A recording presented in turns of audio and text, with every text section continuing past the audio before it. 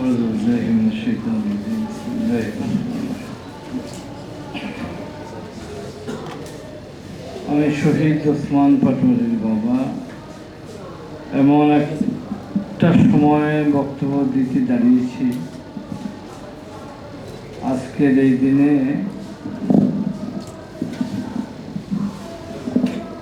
এই সময়ের মধ্যেই আমার কাছে একটা ফোন আসছে শহীদ ওসমানের মোবাইল থেকে। আঙ্কেল, এই নাম্বারটা কার? এই ছেলেটা গুলি খেয়ে মারা গেছে হাসপাতালে। আমি আসলে বিশ্বাস করতে পারি নাই ওসমান মরে যাবে। সম্মানিত উপস্থিতি, আমার খুব আস্থাভাজন ছেলে ছিল ওসমান অত্যন্ত বিনয়ী, অত্যন্ত ভদ্রতা ছেলে ছিল। আসলে ওসমান এইভাবে আমাদেরকে ছেড়ে চলে যাবে, আল্লাহর হুকুম এইভাবে হবে আমি ধারণা করতে পারি নাই। সম্মানিত উপস্থিতি, তামিলুল মিল্লাত কর্তৃক আয়োজিত আজকের এই অনুষ্ঠানে সম্মানিত সভাপতি, প্রধান আলোচক, বিশেষ অতিথি, সবাইকে আমার রক্তিম সালাম। আসসালামু আলাইকুম ওয়া রাহমাতুল্লাহি ওয়া বারাকাতুহু।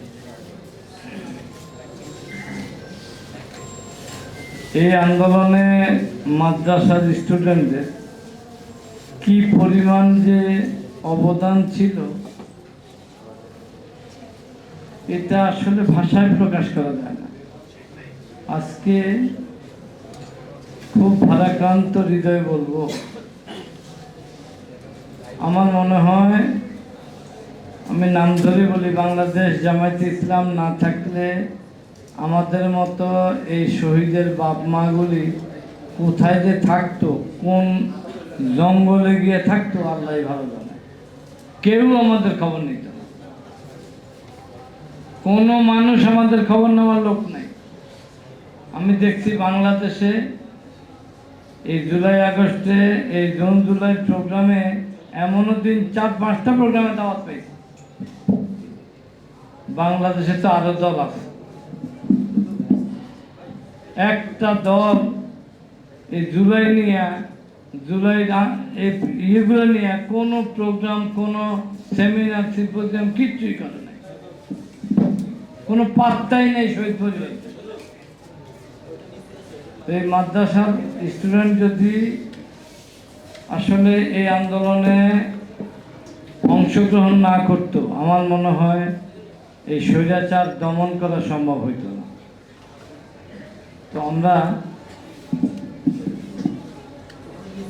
এই মাদ্রাসার স্টুডেন্ট যারা শহীদ হয়েছেন, বিজয়ী আত্মার মাগফিরাত কামনা করছি। আল্লাহ যেন মাদ্রাসার স্টুডেন্টদের বাবা মায়ের ধৈর্য ধারণ করে তৌফিক দান করে, সাথে সাথে আমাদেরকেও যেন আল্লাহ পাক ধৈর্য ধারণ করে তৌফিক দান করে।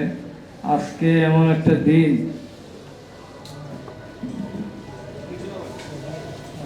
যেই দিন একটু আগে বলেছি আমি, আজকের এই দিনে আমার আজকের এই দিনে আমার ওসমান মারা যায়। রক্ত আর রক্ত,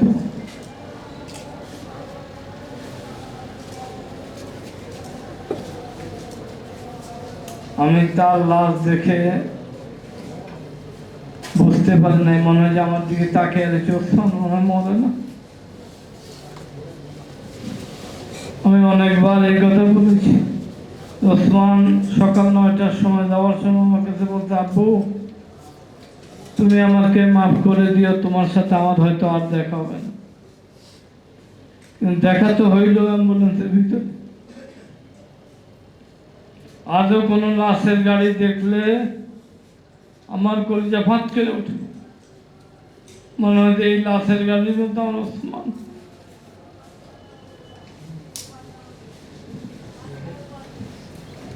এতগুলা গুলি একটা বাচ্চাকে মারতে লাগে না, 55টা গুলি তার বডিতে ঢুকছে।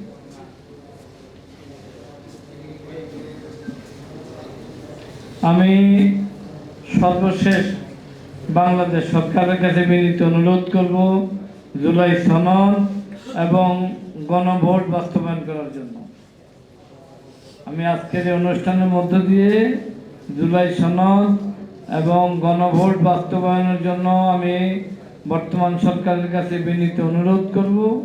বর্তমান সরকার আর কত সুন্দর করে বললে এই আবদারগুলা আমাদের রাখবে, আমি একটু জানতে চাচ্ছি। আর এই শহীদরা কোনো দলের না, শহীদদেরকে কোনো দলে ভাগাভাগি করবেন না আপনারা।